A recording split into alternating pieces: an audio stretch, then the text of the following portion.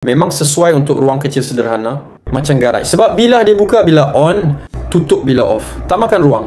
Sebelum pasang, aku adjust dulu slide switch dekat sensor holder. Ada pilihan nak sensor aktif bila gelap saja atau 24 jam.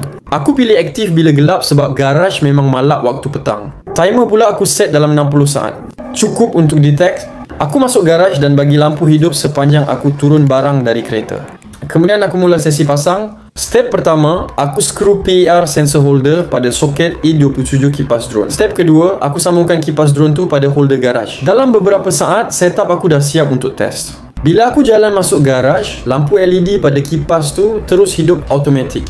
Sensor PIR tu memang peka. Dari jarak beberapa kaki, dia dah detect pergerakan aku. Bila lampu menyala, bila kipas tak pusing lagi sebab aku tak on dari remote. So aku test seterusnya. Tekan butang on. Bila kipas mula terbuka perlahan-lahan. Dan bila dia mula pusing,